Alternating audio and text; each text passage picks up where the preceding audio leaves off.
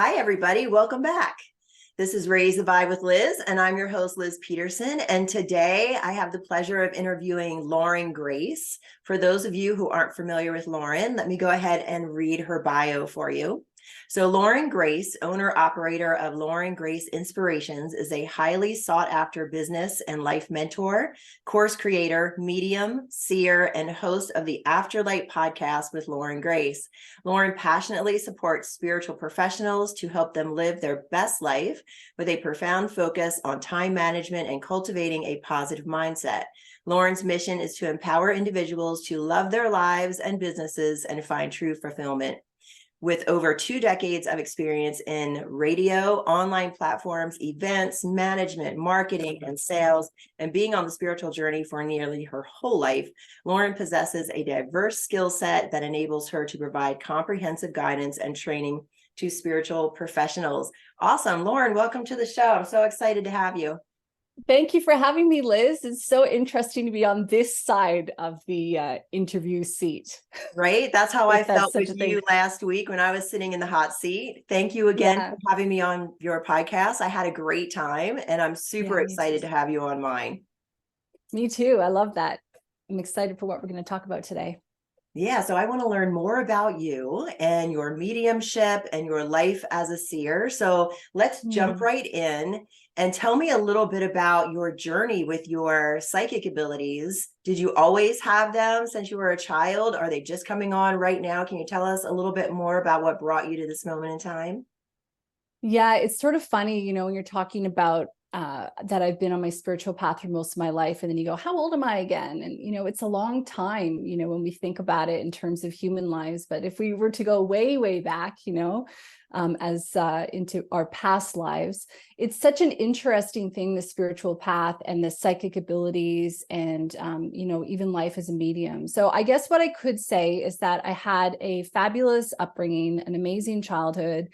I always was sort of a kid that had a lot of imagination. And I remember playing witches in my backyard when I was younger. And I got my first tarot deck when I was 13. And I was always really interested in the fairy world and elementals. And then after I got the Rider-Waite deck, which is a little bit intense for a 13-year-old. Are you familiar with that deck? Yes.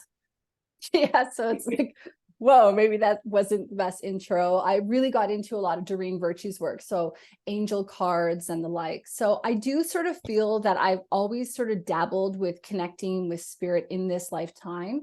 As far as my psychic ability, my seer ability, it's funny, I'm not really somebody who's had those deja vus before. I know that you've been on your journey for so long. It might be familiar to you to have deja vus, but for me, I don't find that I'm somebody who all of a sudden goes, I've been here before, but I've always had sort of an intuitive sense about things, that I guess that claircognizance, that inner knowing about situations. So that sort of like, does this feel good? Does this not? Is there something I need to be aware of? Is there something going on here that maybe below the scenes that people aren't really picking up on? So I feel that I've always been very good at being able to discern that.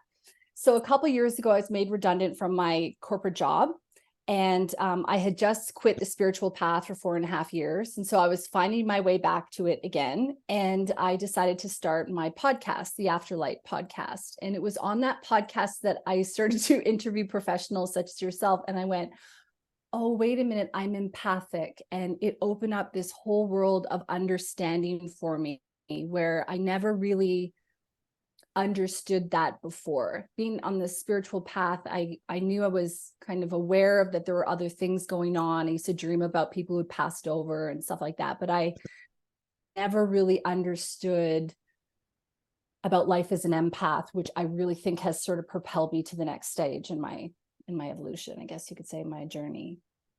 Oh, being an empath can be so difficult sometimes. So share with the audience what your journey's been with being an empath, because I think so many people don't understand that they are an empath, that they are these clear feelers, these clear sensors. So go into, how has that been for you being an empath? What is an empath? What does that look like in your life?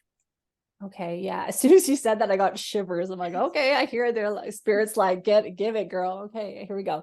Nice. So I guess for me as an empath, I use the term, the way that I interpret it is being highly sensitive, but it's not being sensitive in, it's being sensitive in a deeper way. So if you kind of imagine that you're a sponge and you're this beautiful shiny sponge, and you like leave your house and you walk around, and anything that you engage with in terms of the content that you read, the content that you hear, the people that you cross paths with, the people that you drive by in your car, all those factors start to sort of seep into your sponge. And I find that, as an empath, you feel all of that stuff deeply, but the challenge is that you don't know that you're doing it all the time. You don't realize that all of these things are sort of happening to you. So for me, I've always been somebody who is a really deep feeler. I remember I could watch commercials or movies, and I would just feel the grief and the pain of whatever people are feeling so deeply that it was very hard for me to sometimes shift it. So I could go from having a fabulous day to watching a movie that was maybe upsetting to all of a sudden my mood has shifted, and now I'm not the same as I was before going into the movie. So I think that that's kind of a way that I like to explain it to people, especially people familiarizing themselves with that. One of the things that, as being an empath, it showed up for me in my whole life as well, was difficult conversations. If people wanted to have difficult conversations with me, which often people like to talk to me about things, I would sometimes have a difficult time shifting that, understanding that, they maybe need to have a conversation with me, but that I don't need to take on all their grief or all their pain, which I think empaths tend to do subconsciously. So when I started to understand a bit about, oh, wait a minute, I'm an empath, then I started to understand a little bit more about energy management and cords, which are, energetic connections that we have to people, places, things. And I started to understand a bit about spiritual maintenance and spiritual hygiene, and understanding that for many of my life, like my whole, maybe 35 years or something like that, even more, I never knew about all of that stuff, despite my my interest in spirituality. Right. And so often we can go through life without these tools and not realize that we are that sponge and we are picking up all of this energy from everyone. And then what do we do afterwards? Can you, share with our audience like the things that you do to clear your energy, to let go of all this residue that you're picking up throughout the day? Yeah, sure. And it's funny. I'm sure this is the same for you, Liz. As you evolve and grow, we learn new techniques. And sometimes I'll learn something and I'll go, oh my God, that's the truth. That's everything I've been waiting for this entire time. And then 3 weeks later, I'll learn a new method and I'll go, oh, wait a minute, that's the thing. So I think it's really important that people start to learn to discern their own inner truth within themselves. And the way that that shows up for me is goosebumps, shows up as sometimes shivers. Sometimes I get a heart, like my heart will feel hot and I'll go, ooh, and I'll just kind of get this inner knowing that, yes, this is the right thing for me. So I'll give a couple tips and tricks on what I do, but I just want to encourage the listener at home to think about, well, if there's something within this that's maybe interesting to them, is there their own take that they can put on it? Because I'm sure you would know with cleansing your energy and being on the spiritual path, you really have to find your own truth. Otherwise, it won't stick, it won't make sense, and it will be for naught. So one of the things that I wanted to share with you is the idea of, okay, so initially, if you're an empath, one of the important things to do would be to clear your energy on a regular basis. So some of the techniques and tips and tricks that I use, that I also share with other people, you can go into your shower. And if you imagine that in the shower, out of the spout at the top is a certain color coming in, a high frequency color. So for me, I always like people to choose their own color. What color to you says refreshing, clear energy. For some people, it's yellow. For some people, it's blue and green. For me, it changes. I don't know what it is for you, Liz. For me, it's gold. Sometimes it's blue, green, light, light, light. Sometimes it's purple, white light. What would it be for you? Definitely the purple white light, or just white light, period. Yes. Yeah. So what you do is you imagine this light coming down out of the shower in through your crown chakras at the top of your head, all the way down through your head, through your neck, all the way in the bottom. And you can just imagine in your imagination that at the bottom of the shower, that kind of like water is leaching out, and it sort of looks a little bit like rain clouds. And I always think that's a really fine way of looking at it. So if you just imagine there's rain clouds, and then the minute the color comes through or you feel clear, then you would know that you've cleared and cleansed your energy. That's one way. Working with Archangel Michael is another one that's really important. So we have energetic connections to people, places, and things, which are called cords. So if we sort of imagine that we have tentacles that are all connected to us and other people, when we have conversations with people like me and Liz, and our tentacles right now are sort of talking to each other, and they're like, hey, what's going on? You know? And sometimes what happens is we have tentacles or attachments or cords that are attached to people that we don't want to be connected to anymore, that are attached to that driver who cut us off in traffic. How dare they? That are attached to old places, people, and things. So cutting those cords on a regular basis is important. So I've got a couple different things to do for that. Number one, calling in Archangel Michael. He's got a really big, beautiful sword of light. He comes in with a dark purple, blue cobalt light that he comes in with, and he can cut your cords. Now, when I asked him to work with me, I'm sort of intense. So I'm always like, all right, chop in the front. So he goes front, back, right, left, top, and bottom. And then what I imagine in my imagination is I imagine an explosion of light coming from the center of my being and going out. And what that does for me is it dislodges any of the roots that may be left in from cutting the cord. Because, you know, when we cut off something, there's the root that's still in there. So that goes away, and then I'll call in Archangel Raphael, or I'll just imagine jumping to a big, beautiful vat of crystal sparkle golden light, filling up all of those holes and sort of resetting me for the day. Now, one technique I want to share with you, Liz, and I'd love to know if you've heard it before. My girlfriend, Michelle Price, the light worker, taught me this one. So it's the karate chop technique. So let's say you're driving and, you know, Joe Blow cuts you off at the intersection and you're like, how dare you, right? So what you do is you actually take your hands, and I know for your podcast listeners, they can't hear me, but you can just kind of imagine that you actually are chopping off at your solar plexus, which is in your tummy in the middle. You're just going chop, chop, chop, chop, chop, chop, chop, chop it off. Chop, chop, chop, chop. So Michelle didn't teach me that song. I seem to turn everything into a song, but you essentially chop off the cords like that. And then I kind of go shush, shush, and I shake out my hands, and I let the energy go from that. And, you know, if you ever have a difficult conversation with someone, or even just a normal conversation, you can't stop thinking about that person. Doing that chop off technique is also super helpful.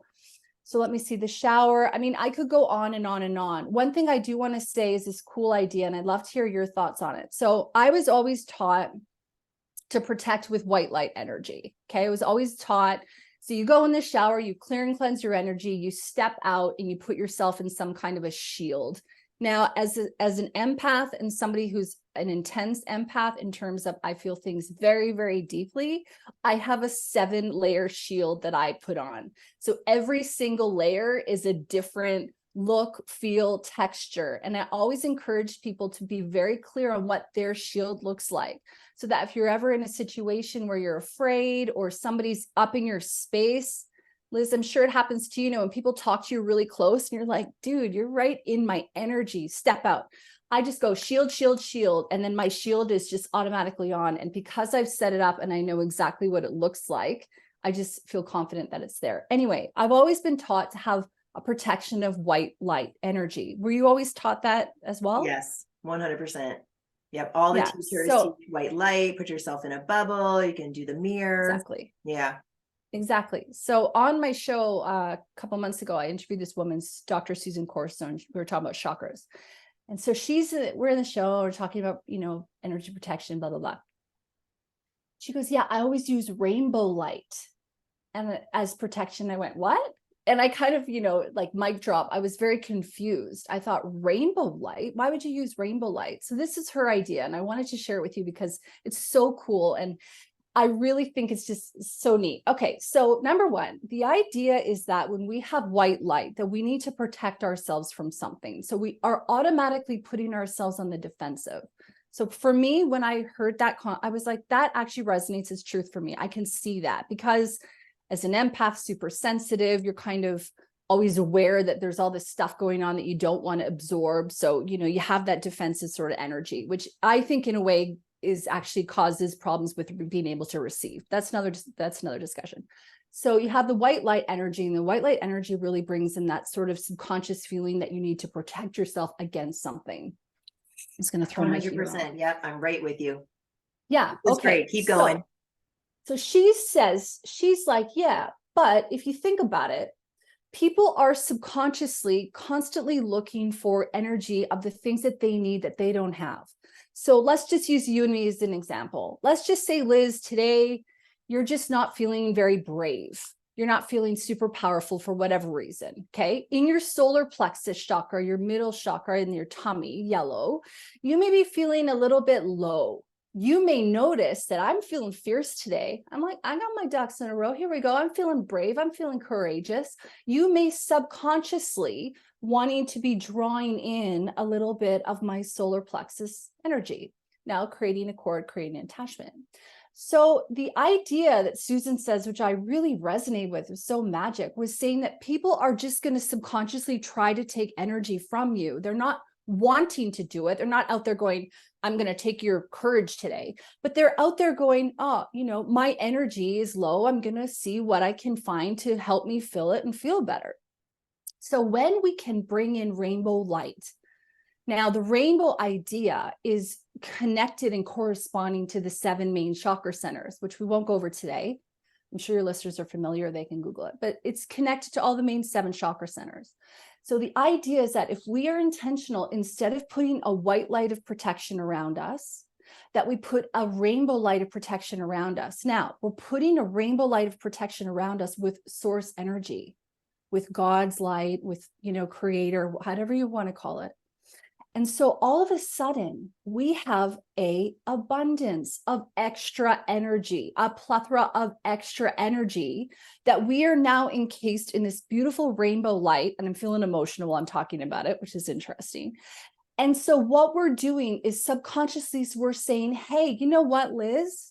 Sister, I got abundance of solar plexus, yellow, powerful, courageous light here, girl. You just take what you need. And you take what you need because it is all about giving and receiving in life. And you are not taking from the core, which is me, because I set myself up already with this powerful rainbow light to give enough for you to have some too. Oh my gosh. I love that so much, Lauren.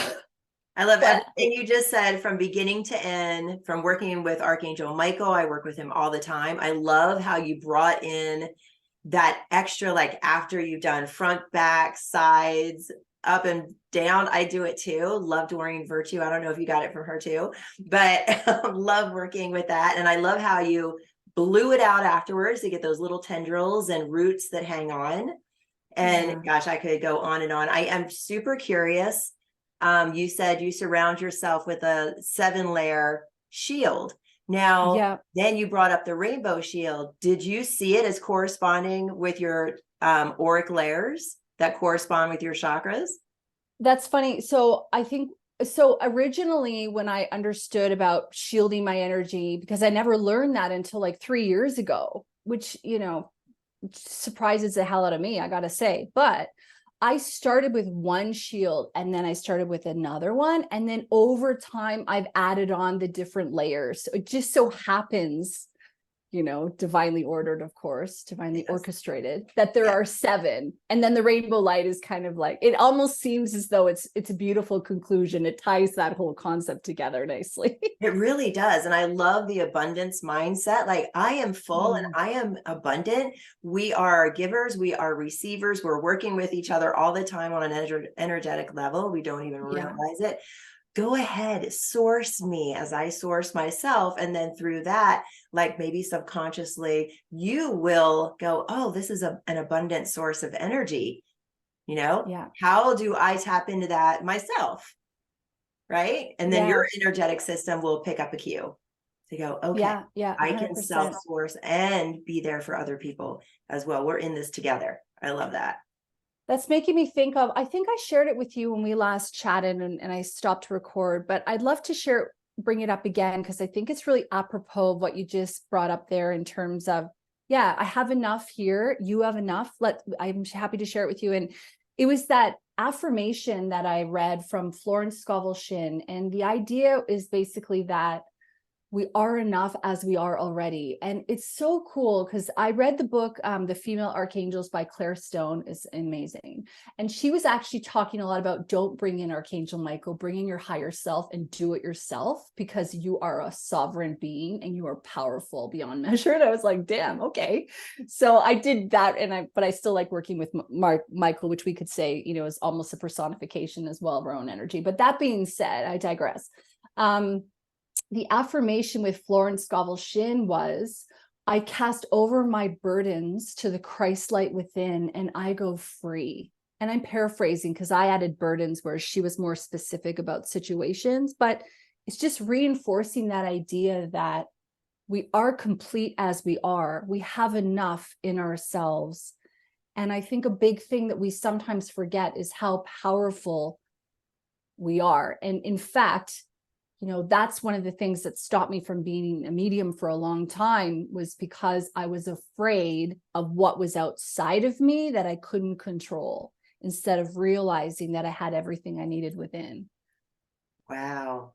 How did you work through that? How did you process that? Because I know a lot of people, when they're starting to step into their gifts and psychic skills and mediumship, that they do bump into that fear. So how did you navigate that fear? And what would you tell our listeners that they can do as well? Yeah. So I remember as a teenager, I was terrified of dying. And I discovered, sometimes I wish I knew how these things happen, but anyway, I'm going to say, I bet you anything it was Oprah, my girl Oprah. So anyway, I discovered James Van Prague's book, Talking to Heaven. Have you read it? I love James Van Prague. Yeah, I've done some of his courses too. He's amazing. Oh, wonderful. Yeah. So he changed my life. That book changed my life. I was like, wait a minute, what? People don't die? It's like this whole game changer. And so I remember, reading that, and that really changed my life. And then Many Lives, Many Masters was another book that was really instrumental in my development. And anyway, so I remember that I would sometimes have dreams of people that had passed over, and I could sometimes see like shadows out my side, out my peripherals, and get a sense for things. But I was always very afraid of looking, if that makes sense. So sometimes, I can go into a shopping center and I'll go, if I looked at all the dead people here, it would be insane. But I don't look, right? It's a big thing too about also psychic discernment, having boundaries and whatnot. But I do kind of remember thinking to myself, I could look or I could pay attention, but I'm not going to go there. I'm just going to keep my horse blinders on and I'm just going to do my thing. Now, I used to watch a lot of horror movies. I was really into all that when I was a teenager. And then eventually I started going, oh my, I'm probably not going to watch anything scary anymore. I guess, being this sensitive, I started to understand that a little more. But then I started to believe that some of this stuff is actually true. So it just really took me to the next level in fear, in terms of not wanting to perpetuate that. So it wasn't until about 3 years ago that my theta healer teacher, Veronica McClintock, shout out, located in Darwin. If anyone wants her contact, let me know. She did healing on me. And she just went in, and are you familiar with theta healing, Liz? You interviewed Mark Anthony before on the show. Yes, but very little. Go ahead and tell Okay, so the concept of theta healing is essentially that we have these programs within ourselves. So we kind of imagine them as like a seed. Let's just say you have a seed within yourself, and the seed has this particular idea, and the seed could be derived from this lifetime, genetics, past life, or even a group consciousness idea. So if you have a seed of, let's say, I'm powerless, let's pretend this program, I'm powerless, or I can't control my own power, or I'm not able to stand up for myself, something like that. You would kind of identify what the program is, and then you get to the root cause of it. So you might go, oh, I feel weak. Well, why do you feel weak? Oh, well, I don't feel powerful. Well, what's wrong if you feel powerful? Well, I might overdo it. So are you afraid of your power? Oh, I'm afraid of being powerful, or something like that. So you get to kind of the core root issue. And then you can go in. So the idea is that you go up to the 7th plane of existence, which is a high frequency plane. You work with the creator's energy, and the theta healer essentially witnesses the creator go in and pull out this program and then replace it with the opposite program, including feelings of how to feel comfortable. So for healing, some people are just ready and you can get that healing and it'll be great and it works the first time. Some people, they need a couple of goes just because they may be holding on to it for whatever reason. It serves them for some reason, or maybe they're just kind of not really ready to step into that. But for whatever reason, I was ready. So Veronica went in, she removed this healing, or this program, she put in a healing, and then I felt like, okay, cool, I can do this. I think that a big part about us as sensitives, as mediums, is that we need to remember, hey, if I don't want so-and-so in my house, I'm going to tell them to go away. And you could say it like that. Hey, go away. I'm not working right now. Or this house is only love and light. That's it. Or I choose when I'm working and when I'm not. These are my hours of operation. These are not my hours of operation. It's always nice to talk in positives. So yeah, I had a healing, and it wasn't until a year later or so, last year, I was watching on Netflix, Tyler Henry, who I love, but I was watching his Netflix special. Not as much into the celebrity readings. I don't really care about that, but I just love watching the readings. And have you watched that special on Netflix with Tyler Henry? I've watched his readings, but not the special on Netflix. That's next. Yeah, in the queue. I love him. Fabulous.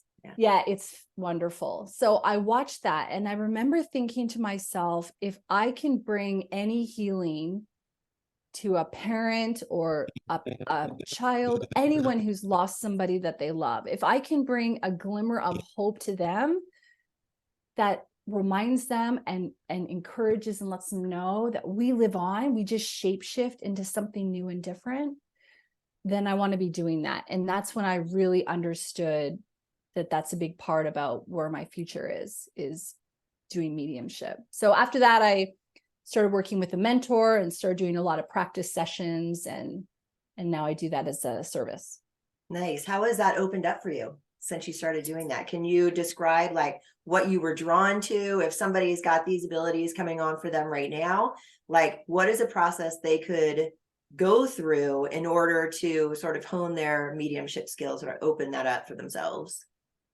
Okay. I would think, well, first of all, I think it's important to have a mentor in things, especially when you're exploring new territory. People have gone before us. There is no reason why we need to sit here and reinvent the wheel and make things difficult. I was talking to a woman in business the other day, and she goes, I just prefer to do things, my way and figure it out. And I'm going, well, if you want to take 25,000 years to do it, go for it.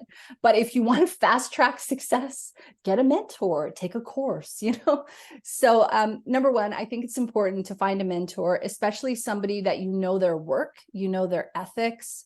So that's what I did. I found a mentor.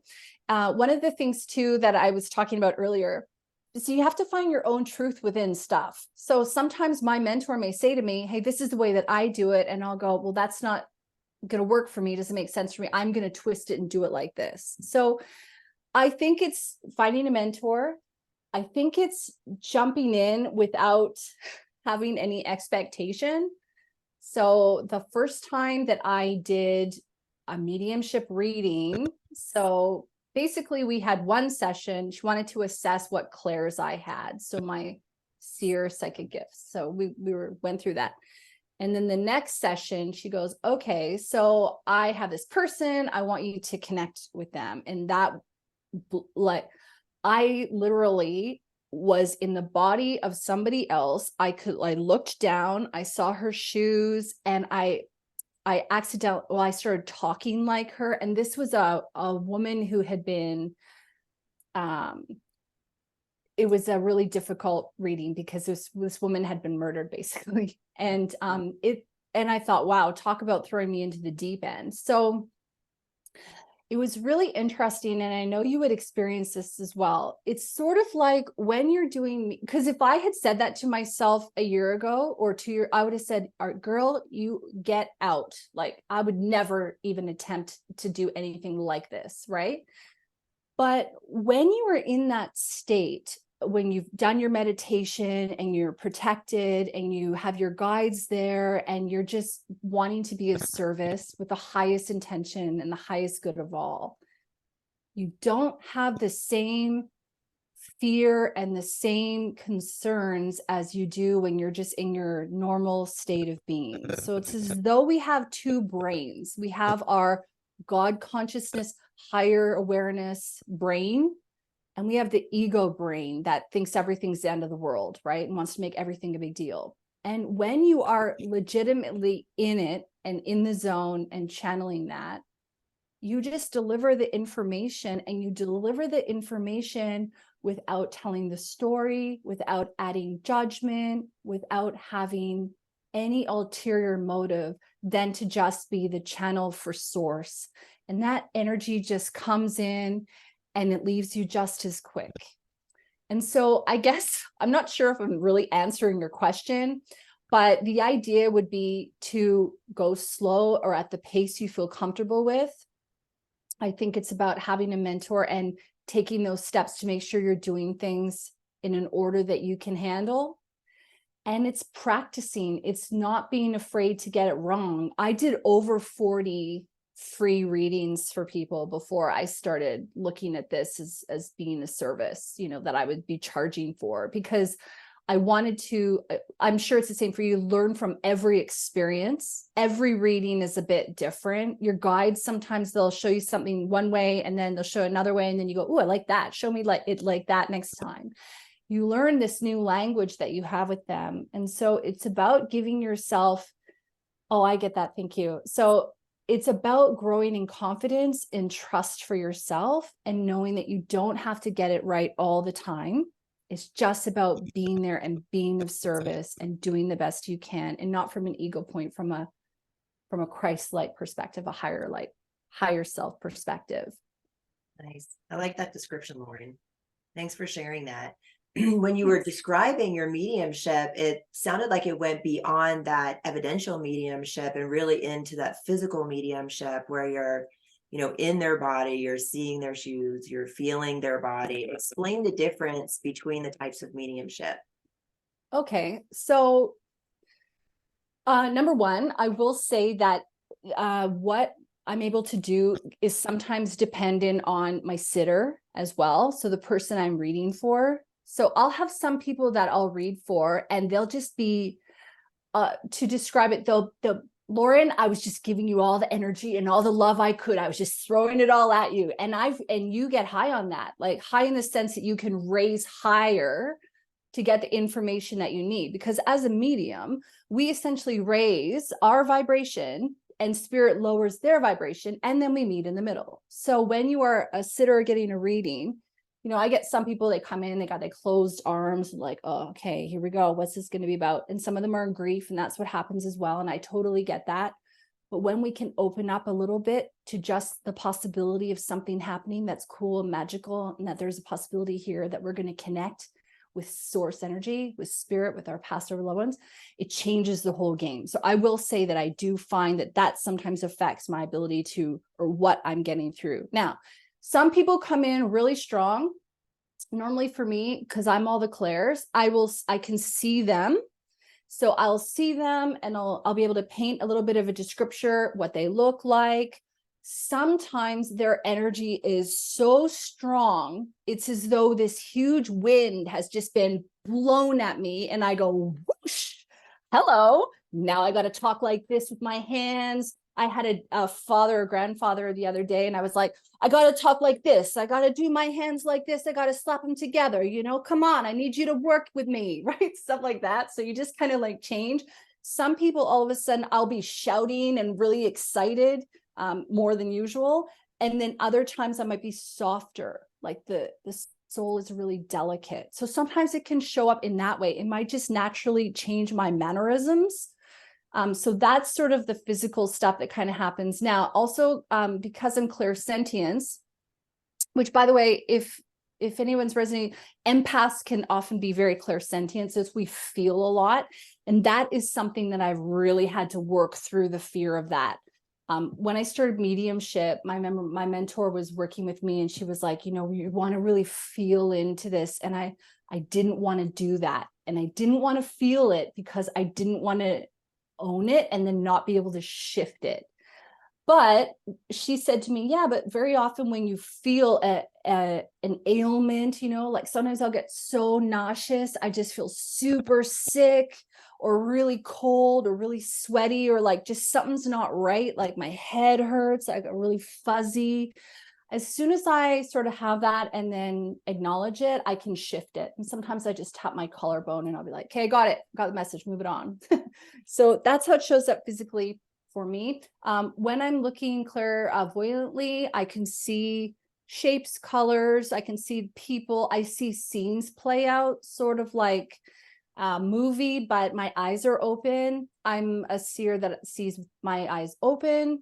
And that's always really cool. I don't know about you, Liz, but sometimes colors are slightly off for me. So I need to be careful of being like, the dog is brown. Well, the dog may have been gray with a little bit of black in it. I mean, normally I can get that pretty good. But one time I said to someone, the car's purple. The car was purple. And I had the shape of the car and the side they were in and the scene. And no, the car's blue. I went, oh, okay. And then in another circumstance, is it blue? No, it was purple. So sometimes purples and blues can be a little bit tricky for me. So I just try to keep it, sometimes maybe say, oh, it could be purple, blue, it's like a color thing that's off. I also am clairaudient. So I sometimes will hear, very often I will hear songs.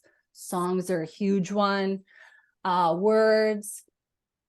Even today in the conversation, I'll go, oh yeah, I get that. And I do this thing, oh yeah, I get that, which I have to kind of watch about doing that in normal life. Cause when people don't know what the hell is happening to you, and you like point to the sky and you go, oh, I got that. My guides drop in things, and very often it feels like it's on the right side of my head. So they come in and I go, boom, boom, boom. But songs come in. I can hear sometimes the people's accents or the way that they talk. Yeah. So it's absolutely incredible. Nice. Yeah, that is incredible. And I'm sure a lot of our audience members are going, wow, oh my gosh, I can't believe. But then you've been working with your mentor, you've been learning about your abilities. What advice would you give to the listeners for them to go, okay, I know I have this, this, and this. How do I hone these gifts? And how do I learn to listen to myself? How do I learn to trust myself? Oh, well, I will say that I'm learning to trust myself and growing in trust every day.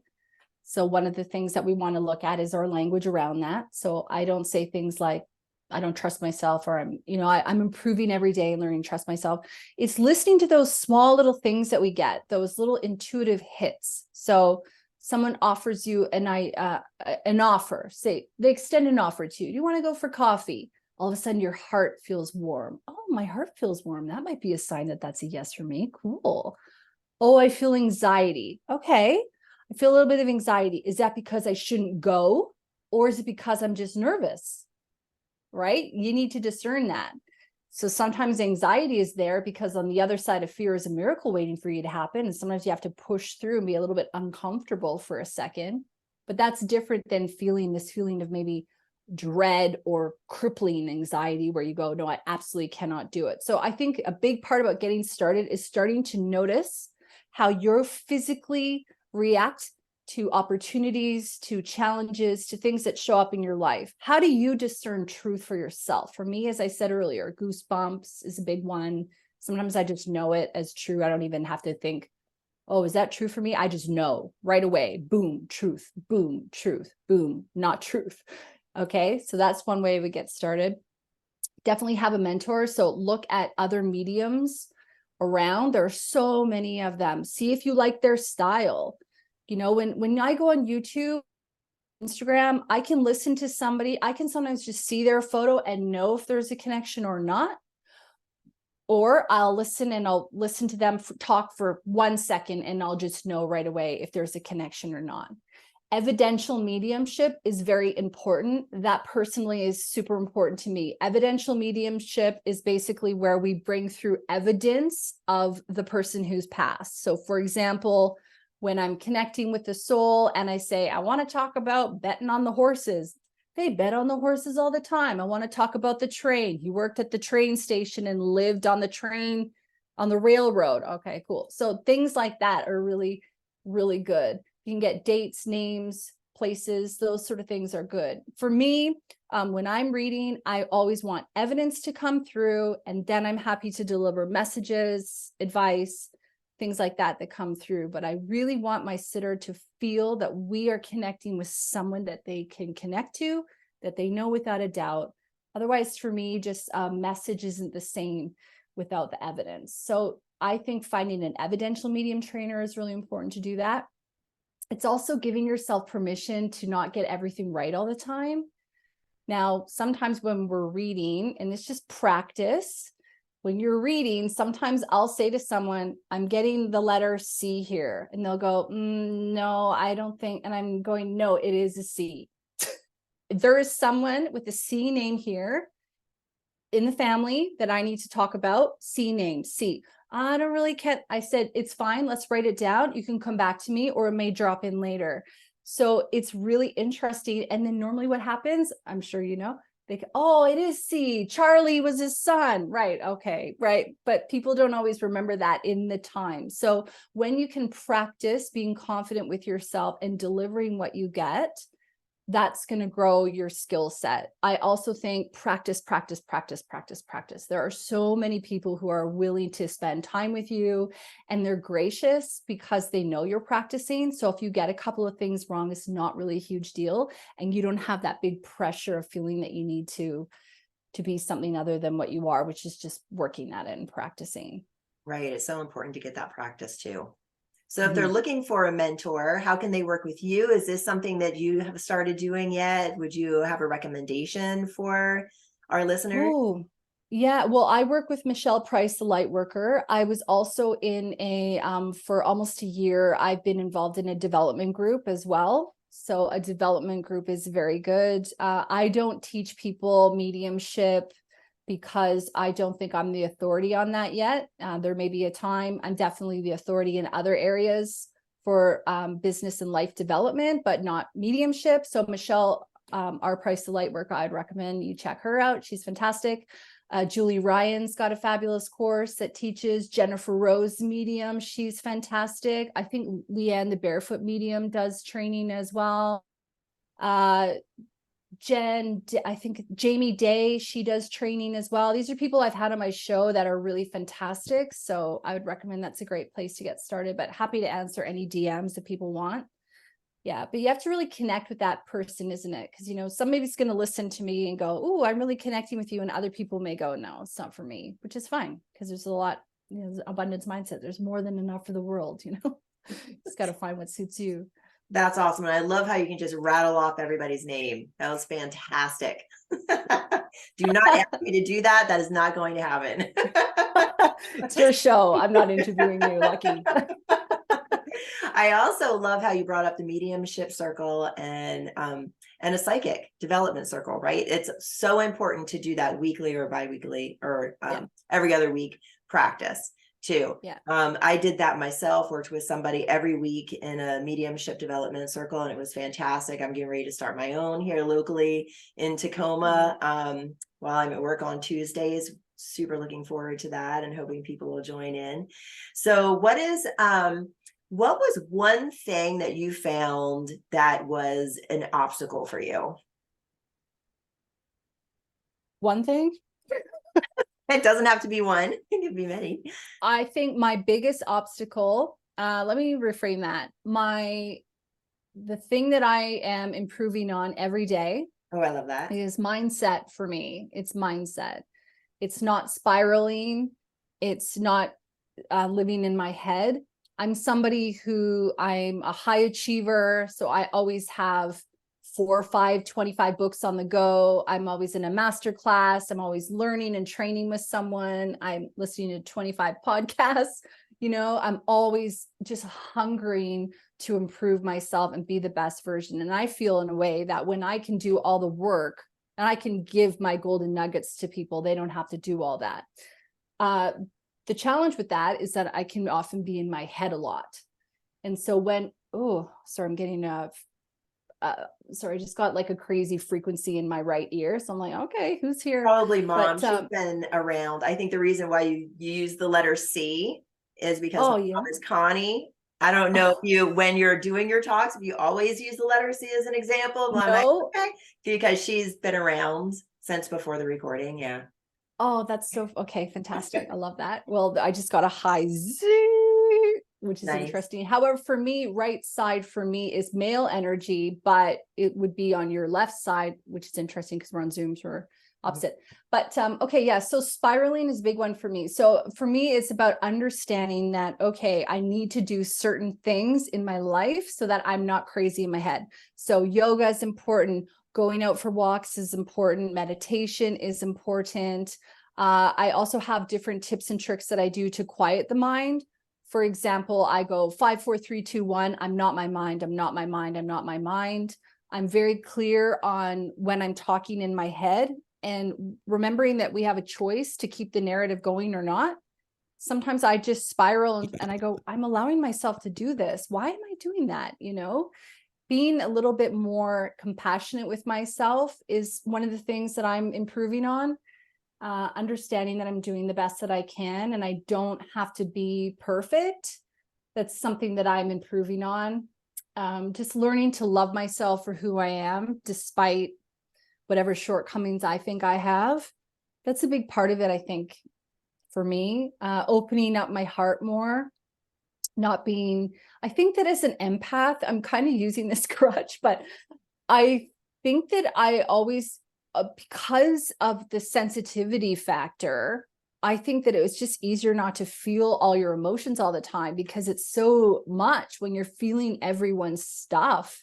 It's intense. So I'm really working at just loving myself more and just being patient with myself along the journey. So, but for me, it starts a lot with mindset and talking to myself nicely and making sure I'm doing things and putting things in place to avoid being crazy in the head as much as possible.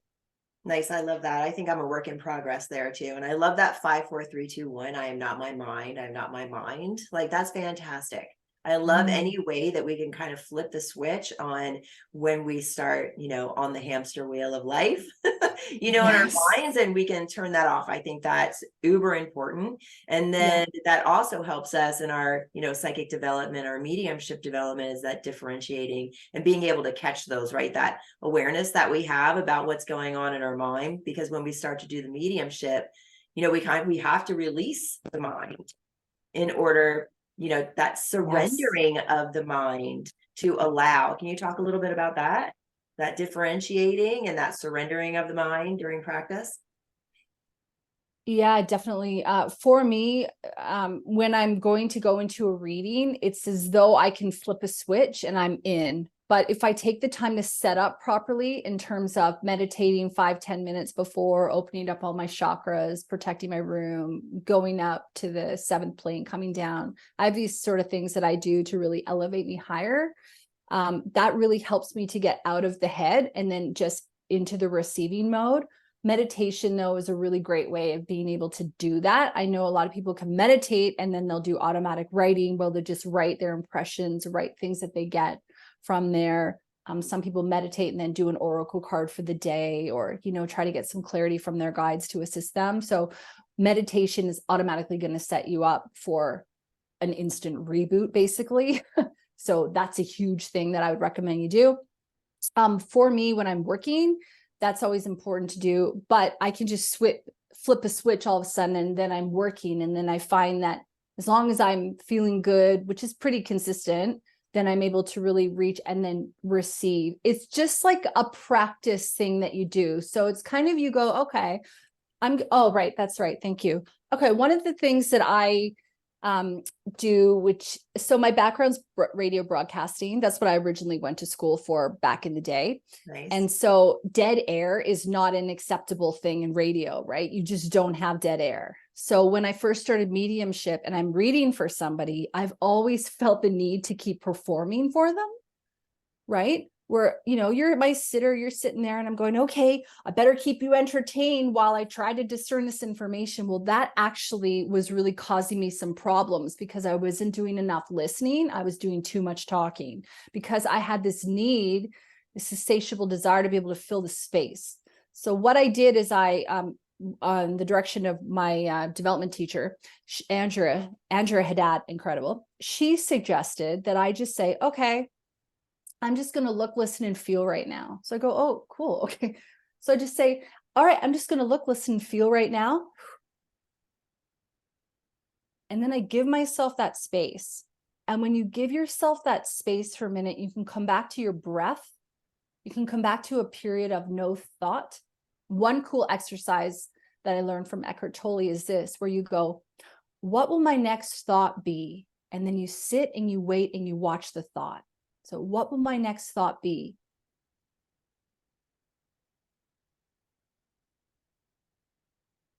And very often, when you've practiced this enough, you can have a gap of no thought. Did you have a gap of no thought there, Liz? I did. I didn't really give you time. Yeah. Yeah. And that is where the magic drops in. That.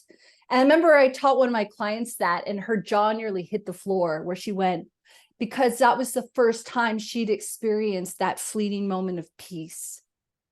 And it's in the moments of peace that we get the goods, that we get the hits of inspiration, that we get the song lyric telling us what to do that we needed to hear, that we get that idea, that we just find ourselves again back in the seat of our soul, Oh, I love that. That's fantastic. We have enough time. Would you like to lead us in a practice or a meditation? I just got the ask, so I'm going to put it out there. Are you interested in? Sure.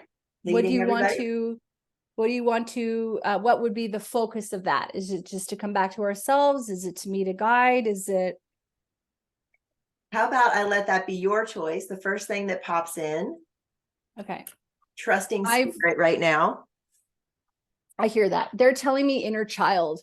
Nice. Okay. All right. So we'll just do a little bit of a shorty here. So what you want to do is you want to settle in. Just want you to feel your sit bones on your chair. Just come back to your breath. Close your eyes if that feels comfortable for you. If you feel comfortable, just put your left hand on your heart and your right hand above your left hand. And I just want you to feel your heart beating. Pulse of your heart. The warmth of your heart. Just coming back and taking those slow breaths. And if at any time you want to put your hands in your lap, that's fine. So I'm just going to get you to take 3 cleansing breaths in through the nose and out through the mouth. In through the nose, out through the mouth, in through the nose, out through the mouth, and one more, in through the nose, and out through the mouth. Just returning to your normal breathing now. If you want to rest your hands in your lap, just keep focused on your breath. And if any thoughts come, that's fine. Just notice them and watch them go, floating away like clouds. So now I want you to imagine that you're at the beginning of a garden path. So look ahead of you and you see a beautiful, beautiful garden. There's birds flying by, there's beautiful colors, flowers blooming. There's a whole bunch of roses and they're all blooming. What color are those roses for you? Just notice, no judgment. Are there any smells in the air? Maybe rosemary or lavender. Maybe you can even smell the sea breeze coming from far in the distance. Do you notice any sounds? Are those birds tweeting or making any noise? Do you feel the rustle or hear the rustle of the wind around you? Look around. And if you don't see anything, that's fine. Just keep coming back to your breath, knowing that you're safe. And now I want you to look down in front of you. I want you to imagine what path you're on. I want you to see a path laid out in front of you, going through the middle of the garden.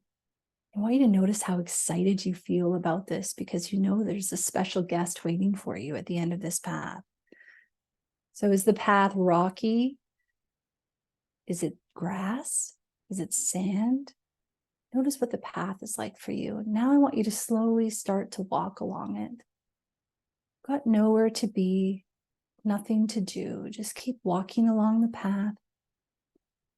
Notice the sounds of your feet as it walks along the path. Notice maybe the texture under your feet. Do you have bare feet? Do you have shoes on? Notice how that feels for you. And as you make your way along the path deep into the garden, keep noticing the trees and the plants, all the bushes around you and the smells. And far off in the distance, you'll see a bench. I want you to make your way to that bench now. Just going to give you a couple of moments to do this.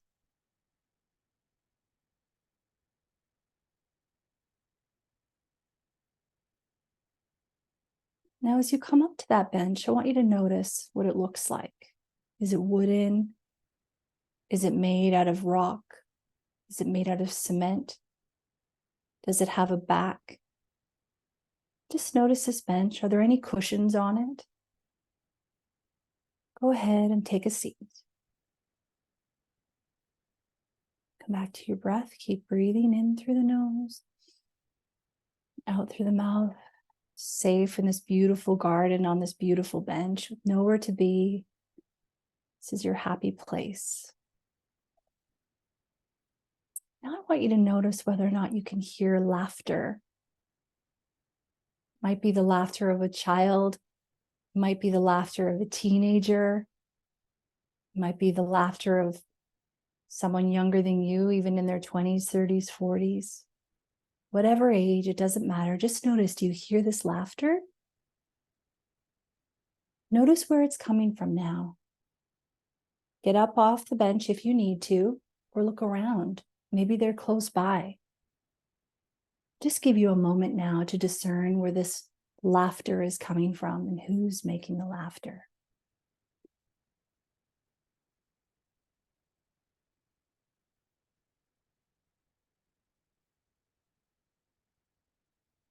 Now that you've seen who's making the laughter, I want you to go up and I want you to talk to them. Maybe introduce yourself. Maybe you know who they are already. See what they're doing. Are they building something? Are they playing? Do they have something to give you? Do they need anything like a hug or a joke? Do they need some words of encouragement or some support? Just take a moment and see what they say. No judgment. Just give yourself this time to get to know this person for a moment. Exchanging stories or just being together in presence. And if you don't see anyone, that's totally fine. Just be where you are. Maybe they'll come sit down beside you. Or maybe this is just time for you to be where you are on your own. So I'll give you a couple of minutes to do this.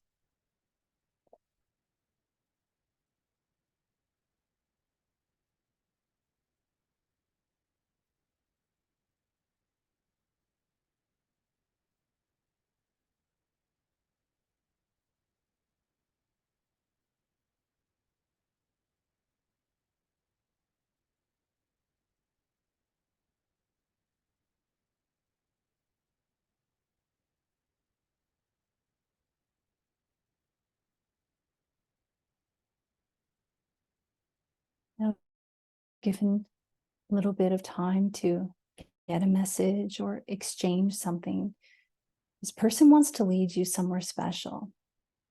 So I want you to look, and I want you to take their hand if you feel comfortable. And they're going to lead you down a special little path. And this path is rocky, big, beautiful boulders that you're walking on. You feel safe, though, as you walk along. And as you're walking, you hear the sound of water, sort of like a stream. You can hear the water drops filling up a beautiful, magical pool. And as you get closer to this pool, you look on the edge and you see that there is a beautiful altar sitting there. And upon the altar, you have a pad of paper and a pen. And as you look out in front of you, you can see this magical pool is filled with sparkle light. And you know that this is no ordinary pool, that this is a wishing pool. And your special guest has led you here to take a moment to create a wish, to set you up for a beautiful week, a beautiful year, to take that moment to be intentional about what it is you want. So as they take you up to the altar, look and notice the pen beside you, and pick up the pen if it feels comfortable and write down your wish. Don't censor yourself. Remember, this is your private wish. I'm going to give you a moment now to write your wish on your paper, fold it up, and place it into the beautiful, magical pool. Your special guest is standing out of the way and allowing you to do this. So I'll be quiet while you do.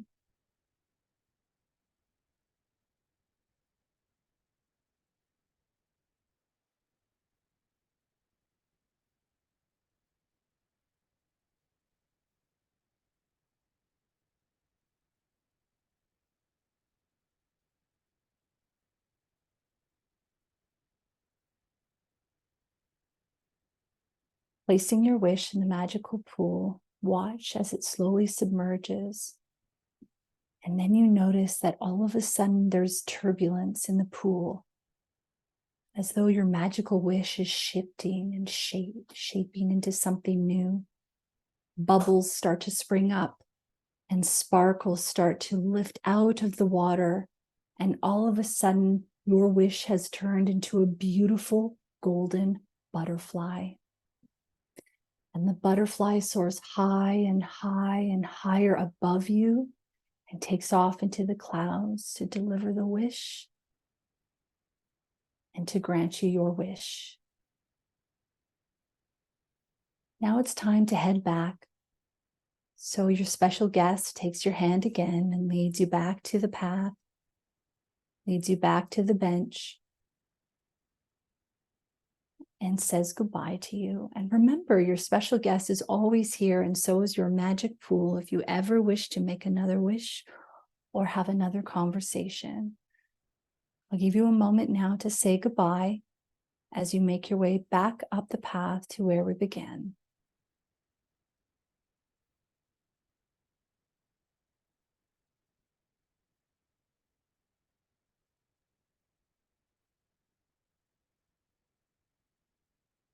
Slowly walking up the path, you get back to where we've started. Feel your feet on the ground. And look up. And imagine a beautiful cascade of golden light pouring over you. Raise your hands and your arms up and bask in this golden light, which is permeating into your very being, healing and cleansing all the cells, your organs, your tissues, your skin, filling your heart with love and light, and setting you up for a beautiful day. And when you're ready, you can just come back, wiggle your hands, your toes, your fingers, and open your eyes when you're ready.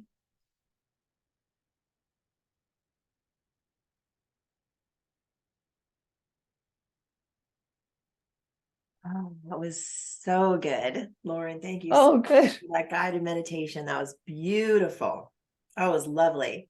Loved the garden Good. and then going to sit on the bench and going to the pool. And I know our listeners are going to want to visit that over and over again. That was just beautiful and something that they can take with them too if they ever want to come back to that wishing pool, that they know that they can go back there themselves.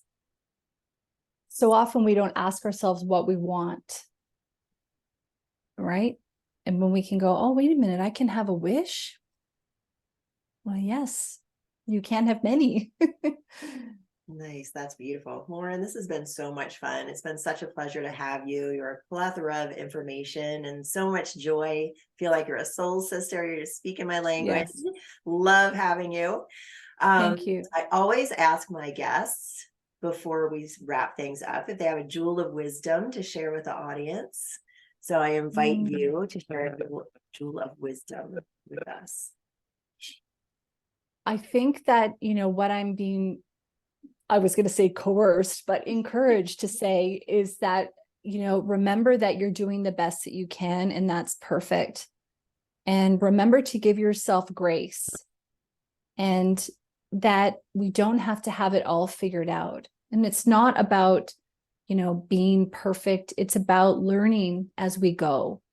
And there is always going to be light within the shade. There's always going to be that glimmer of hope within any challenge. And, when we go through difficult times, they propel us to seek within ourselves, to find that resilience, to ask for help. So it's just about remembering that it's about the journey and to be kind with yourself as you take it. Oh, I love that so much. So true. Thank you so much for that pearl of wisdom. Beautiful. And how can people work with you? What have you got going on? Yeah, thank you, Liz. Well, I'm a business mentor as well, like life mentor and a medium. So at the moment, you can catch me on Facebook and Instagram. I do lives at 6 p.m. here in Australia most Tuesdays, normally promote it. So just have a look there. You can find me over at the Afterlight Podcast, where I release 2 to 3 episodes every week. And also, I am going to be releasing a time management course, which doesn't really seem like it's on brand, but it's called Powerful Productivity for the Spiritual Professional.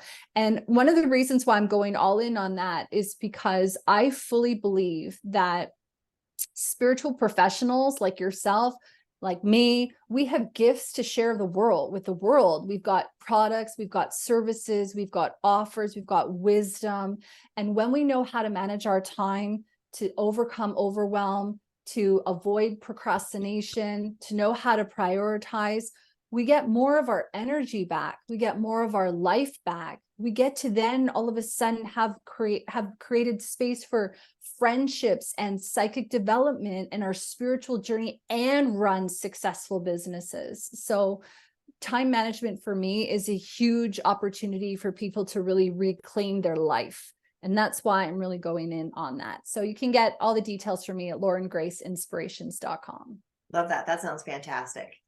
Yeah. What a great offer. And it is something that all entrepreneurs, okay, I'm projecting on entrepreneurs right now because that's me. It's true though. Right? It's true. It's tricky. Yeah. Especially that procrastination piece, like how to stay self-motivated and doing it, then have energy and time for yourself too. Where do you schedule yourself in? I love that. That's amazing. Awesome. Yeah. Everybody check Lauren out. See all of her offers and find her on social media. Lauren, it's been such a pleasure to host you. Thank you so much for being here today.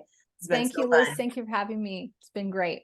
Thanks. And thank you everyone for joining us. Again, I'm Liz Peterson and this is Raise the Vibe. You can find me at Raise the Vibe with Liz on Instagram, YouTube, and Facebook. And my new website is raisethevibewithliz.com. Thanks everybody and have a great day. Remember to get out there and raise the vibe.